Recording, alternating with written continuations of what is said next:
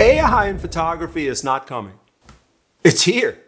And no matter how we feel about it, good, bad, indifferent, we can't negotiate with it. The genie is out of the bottle, and we have to find a way to come to grips with it. I find the discussion that's going on around it interesting, but this has happened before to photography. Let me get some coffee and tell you what I'm talking about.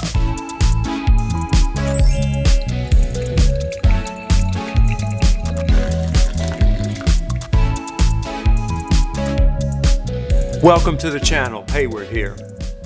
AI's impact on photography isn't new in the sense that it is a disruptive innovation. I can just hear the comments now, but this is different, said every single person who was involved in some previous disruptive innovation. If in fact this is different, if it turns out to be a completely different paradigm that's beyond just disruptive innovation, none of us will know about it until long after the fact. That's just the way of it. You can't look forward and say you know the impact of a disruptive innovation. Let me give you the perfect example. Can you imagine the first time a leading portrait painter saw a photograph? Are we talking about disruption? Can you imagine how a portrait painter would feel seeing a photograph? And trust me, the first photographs were really crude. So they probably comforted themselves saying things like, well, this is not the same. You see, at first it doesn't have color. It's very crude. It's very, isn't that what they're saying about AI right now? Oh, well, it's not really that good. It's not that good yet. That doesn't mean we can't coexist with how good it eventually will be. Did portrait painting die out after photography? Of course not. It became Impressionism.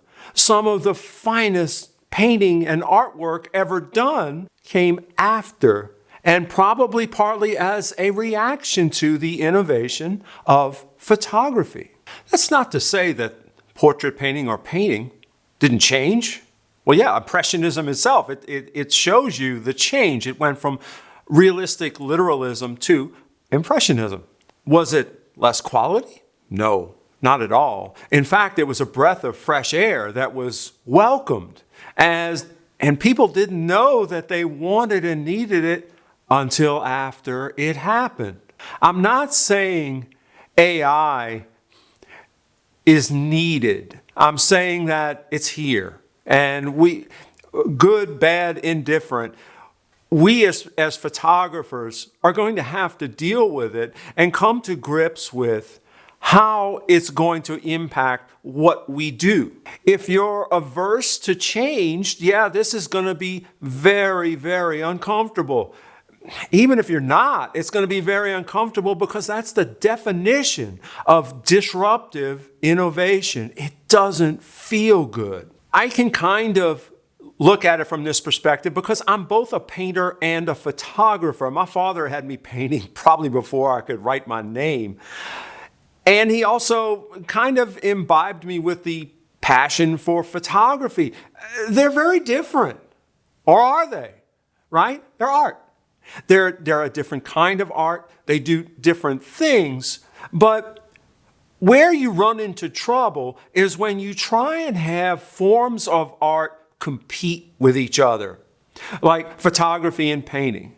They should never compete. They're different and they have to be celebrated for what they are. In fact, some of my highest end products are hybrids of photography and painting. It's not about better or worse or competing. It's understanding how the world has changed by the impact of this new AI. So AI takes many different forms, from assistance to what you can do, like what you get in Lightroom and Photoshop, which I'm going to tell you right now I love, to things where you actually do a prompt and it creates something, quote unquote, from scratch. It's not really from scratch, but let's not go there right now. Different levels of AI, right? So the one thing that AI cannot and will never replace is your ideas, your creative ideas. That can only come from you, and it is as unique as your fingerprint. Those creative ideas are what distinguish you from any AI out there. Now, here's where everyone gets a little nervous, I think. All good ideas can be imitated. What's the old saying? Great artists steal? Of course. But that should also give you comfort. Great artists have been stealing since the beginning of art. They didn't need AIs to do it. They just needed their eyes, right? They copied, they stole, they improved, or they didn't improve. The percentage of top quality art in the volume of art that you see in your life will probably not change. You're going to have a great volume of stuff created by AI. That doesn't mean it's going to be particularly good, and AI is never going to come up with an original idea that a human didn't give it. Think about that. It's very important.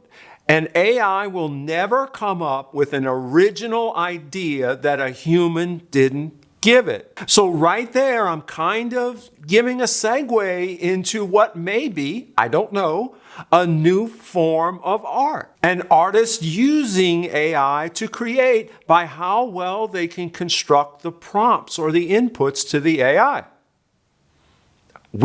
You and I are seeing the baby steps. The baby can't even lift its head yet. Once this stuff becomes very sophisticated, I know for a fact that I will personally love to make it sit up, dance, and do things I can't physically do. Suppose you're a closet painter. I'm a painter, but I'm not great, right? I'm no Da Vinci or whatever like that, but I can think up some darn good ideas, and maybe I can come up with some AI-created art from my ideas that are beyond my physical capability to produce. Let's keep our minds open with this stuff. Humans aren't going away. We have had to deal with disruptive innovation for our entire evolution. Okay, so a little bit more to the point of photography now. So will there be an impact and make some people uncomfortable, make their careers maybe a little questionable? Yes. That always happens with disruptive innovation. So I am certain that there are types of photography today, especially formulaic types of photography that don't really require a lot of creative input every time you snap the shutter. That for instance, I could teach an assistant to do. AI is probably going to grab a whole bunch of that. I'm just going to be honest. So as it always does when automation comes into an industry, people have to move up the food chain, so to speak, career-wise, to become more of the leaders and creators than the hands-on implementers. It's the way of history. AI is another flavor of that same issue. Something I believe won't change is that people will actually want reality captured. They're going to want their child or their family or their ballet dancer daughter to have high quality photography captured of real moments that they know are real. They were there or they saw them, right? That's not going to go away. We have been wanting and needing this since the first people drew on cave walls trying to capture moments. I'm not saying it's going to be an easy time for artistic professionals in photography. It's probably not. There's a lot of people who are going to get really nervous at this time, and I understand that. I'm pretty late in my career, but I'm not afraid of it because I know what I do gives value to my clients. We're all going to be on our toes. We're all going to have to scramble. We're all going to have to deal with new ways to do old things or things that are happening that have never happened before. I have faith that the creative professionals that I know and amateurs in photography, they're creative. They're not going to go away. Creativity doesn't go away. Forms of expression change. welcome comments on this. I would love to hear your thoughts on this because I have seen so much churn about AI. And I just thought I'd put my 2 cents in out there and maybe learn some more from you. Thank you so much for tuning into this video. I always appreciate you supporting the channel. Until the next video, cheers.